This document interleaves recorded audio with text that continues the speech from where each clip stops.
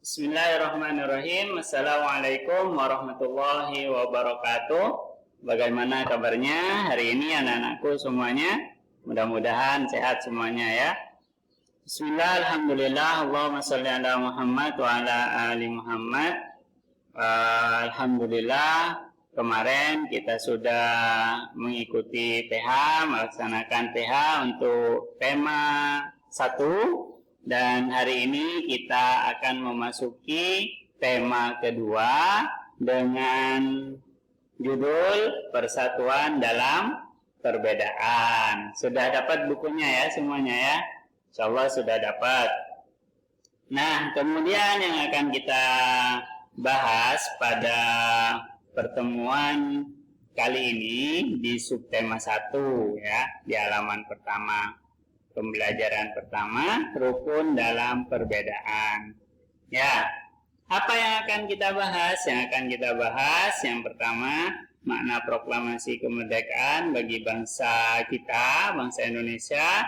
Kemudian kata tanya, ya, yang 5W1H itu, ya. Kemudian cara tumbuhan menyesuaikan diri terhadap lingkungannya. Ayo kita bahas satu persatu. Nah, proklamasi kemerdekaan menjadi tonggak sejarah bagi perjuangan bangsa kita. Ya, meskipun terdiri atas suku yang berbeda, rakyat Indonesia bersatu dalam memproklamirkan kemerdekaan negara Indonesia. Jadi, meskipun kita berbeda-beda seperti kita banyak sukunya, banyak pulaunya, jangan menjadikan perbedaan itu sebagai sesuatu yang memecah belah kita, tapi semua itu menjadi tali perekat agar kita tetap bersatu ya. Seperti pelangi akan indah ketika berwarna-warni. Oke, setiap tanggal 17 Agustus, rakyat Indonesia kita semuanya selalu mendengar petugas upacara. Alhamdulillah sekolah ada yang banyak jadi petugasnya ya, membacakan teks proklamasi. Nah, sebagian rakyat juga bisa mendengarkan dari radio atau dari tempat lain. Oke, ini sudah pernah kita bahas sebelumnya di kelas 5. Teks proklamasi yang dibacakan memiliki sejarah bagi bangsa kita ini. Nah, teks tersebut adalah teks proklamasi kemerdekaan negara Indonesia. Nah, seperti ini yang dibacakan oleh Bung Karno, kami bangsa Indonesia dengan ini menyatakan kemerdekaan Indonesia dan seterusnya ya. Oke. Nah, di bukunya ada teks di situ bisa kalian baca nanti. Nah, bisa kalian pahami. Silahkan dibaca. Nah, seterusnya setelah kalian baca nanti kalian pahami. Nah, kita akan membahas makna proklamasi kemerdekaan bagi bangsa Indonesia. Nah, maknanya proklamasi itu apa? Ya, bagi bangsa kita. Apakah hanya sekedar dibacakan atau ada makna tersembunyi yang ada dalam teks, ada dalam pembacaan teks proklamasi tersebut? Ya. Oke, ternyata ada beberapa makna tersembunyi, ya. Di antaranya minimal ada 5 yang akan disebutkan di sini. Yang pertama, sebagai puncak perjuangan bangsa Indonesia.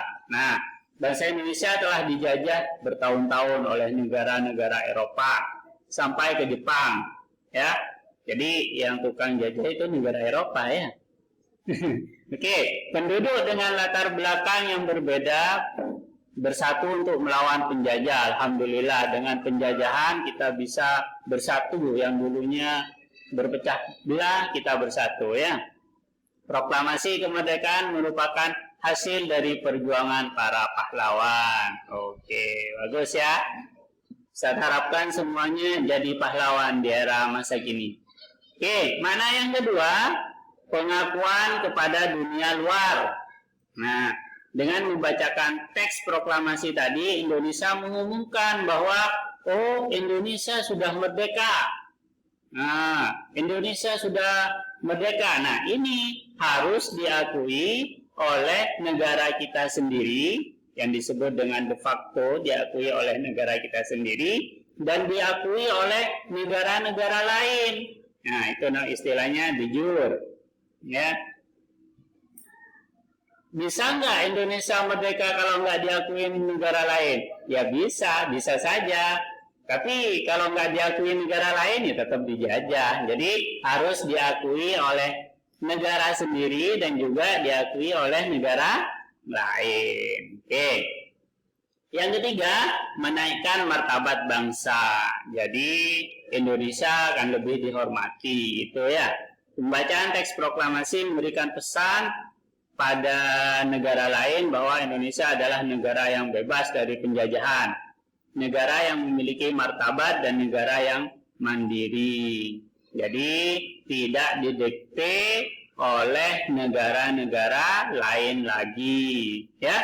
Jadi inti dari kemerdekaan itu adalah kita bisa berdiri sendiri, mengurus negara kita sendiri. Tidak ada yang mendikte, tidak didikte oleh Eropa lagi, tidak didikte oleh Belanda, Jepang, dan sebagainya, ya. Jadi intinya bisa mandiri. Sama seperti kalian, kalau misalkan kalian belum mandiri berarti terjajah, ya. Jadi harus mandiri. Oke. Yang keempat, perjuangan sebagai negara baru, ya. Karena baru memproklamirkan diri sebagai negara yang sudah tak terjajah, maka Indonesia menjadi negara baru. Indonesia adalah negara yang dibangun oleh rakyat dan untuk rakyat. Jadi yang bangun negara kita adalah rakyat kita sendiri. Jangan sampai ditujukan untuk kelompok atau untuk diri sendiri, tapi harus ditujukan untuk rakyat, kemakmuran rakyat. Kalian nanti jadi pejabat, jangan mikir diri sendiri, tapi harus untuk rakyat.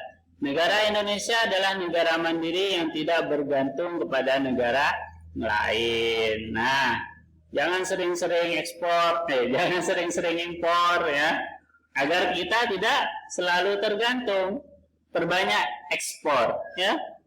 Oke, yang kelima, tonggak sejarah negara Indonesia. Nah, pembacaan teks proklamasi merupakan awal dari masa kemerdekaan Indonesia yang terbebas dari belenggu penjajahan. Oke. Nah, itu minimal ada 5 makna proklamasi kemerdekaan bagi bangsa kita, ya. Oke, selanjutnya kita akan bahas kata tanya untuk membuat peta pikiran suatu teks.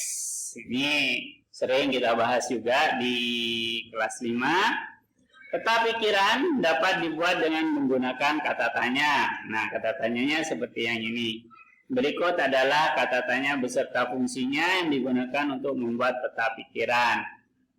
Ada apa? Untuk menanyakan apa? Hal atau peristiwa yang terjadi. Siapa? Kata tanya untuk menanyakan seseorang. Kapan? Untuk waktu. Di mana? Menanyakan tempat. Ya. Mengapa? Untuk menanyakan penyebab. Dan bagaimana? Ini menanyakan cara atau proses terjadinya sesuatu. Ya. Insya Allah paham. Nah, contoh di situ ada di bukunya. Nah, Ustaz kasih contoh. Misalkan di sini proklamasi kemerdekaan Indonesia dari teksnya yang tadi, ya, dari teks yang tadi yang Ustaz suruh baca. Misalkan contoh apa? Nah, dari kata apa kita bisa membuat kesimpulan, yang bisa membuat pertanyaan yang menyebabkan kita paham terhadap teksnya. Misalkan contoh, apa yang dilakukan oleh Insinyur Soekarno dan Muhammad Hatta di Surabaya? Jawabannya apa? Membacakan teks proklamasi. Oh iya. Ya. Contoh ya, apa yang dilakukan oleh Soekarno, Muhammad Hatta di Surabaya, yang proklamasi itu di Jakarta ya, yang di Surabaya bisa dilihat nanti di bukunya. Kemudian tadi proklamasi sudah, kemudian berikutnya cara tumbuhan menyesuaikan diri terhadap lingkungan. Nah, kalian kalau melihat tumbuhan itu macam-macam kan ya? Nah, karena macam-macam itu sebenarnya menyesuaikan diri dengan lingkungannya. Ini ada beberapa. Yang pertama, penyesuaian tumbuhan terhadap kondisi lingkungan. Ya, yang pertama, yang A, adaptasi tumbuhan di lingkungan kering. Nanti ada lingkungan kering, basah, lembab, nanti ya macam-macam. Yang pertama di lingkungan kering dulu. Nah, biasanya tumbuhan yang hidup di lingkungan kering ini disebut dengan xerofit. Contohnya itu ada pohon kurma, lidah buaya, cocor bebek, dan kaktus. Jadi kalau kalian punya pohon-pohon semacam ini, nah ditempatkan di tempat yang kering, jangan banyak air. Kenapa? Karena bukan tempatnya. Ya. Ciri-cirinya. Ini contoh ciri-ciri kaktus ya. Kalau nggak punya kaktus di rumah, bisa ke sekolah mampir lihat kaktus. Ciri-cirinya seperti apa? Batang tebal. Nah, fungsinya apa?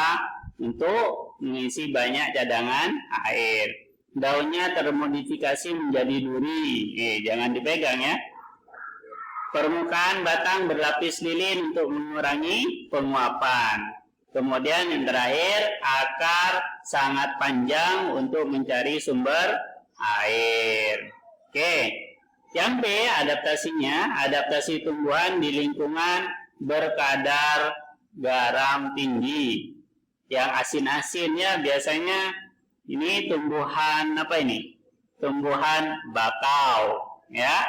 Ini tumbuhan yang dapat hidup di lingkungan dengan kadar garam tinggi disebut halofit, ya. Contohnya lingkungannya itu ada di laut, muara sungai, dan di pantai, ya. Keadaan tanah di tempat itu biasanya berlumpur dan berpasir, serta sedikit mengandung oksigen, ya. Seperti di pantai, banyak kan pohon-pohon seperti ini. Atau kalian kalau pergi ke mana? Ke Lobuk gitu ya, ke Cangkarman. Itu banyak pohon-pohon bakau seperti ini. Ya. Oke. Selanjutnya adaptasi tumbuhan di lingkungan air. Nah, ini tumbuhan yang hidup di lingkungan air disebut hidrofit. Ya, seperti teratai dan enceng gondok. Oke. Teratai memiliki daun yang lebar untuk mempercepat penguapan, jadi biar airnya cepat keluar yang ada di daunnya. Daun yang lebar juga berfungsi agar dapat mengapung di permukaan air. Daunnya berlapis lilin untuk mencegah daun membusuk karena selalu terkena air. Ya. Kemudian yang kedua ada enceng gondok, memiliki pangkal tangkai daun berongga yang berfungsi untuk membantu menampung di permukaan air. Akarnya juga lebat ya untuk menjaga keseimbangan. Oke. Yang D, adaptasi tumbuhan di lingkungan lembab. Ini nggak kering, nggak juga berair, lembab.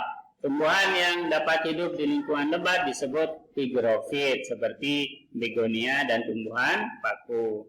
Dan yang terakhir, adaptasi tumbuhan di lingkungan miskin nitrogen. Nah, tumbuhan yang tumbuh di lingkungan miskin nitrogen biasanya melakukan penyesuaian diri dengan memerangkap serangga kemudian mencerna sebagai sumber nitrogen. Jadi serangganya ditangkap di sininya, kemudian dicerna. Contohnya kantong, semar, dan tenus. Oke, sampai di sini dulu untuk tematik kali ini. Silahkan untuk lebih jelasnya videonya ini bisa diulang dan juga bisa dilihat di bukunya. Terima kasih. Assalamualaikum warahmatullahi wabarakatuh.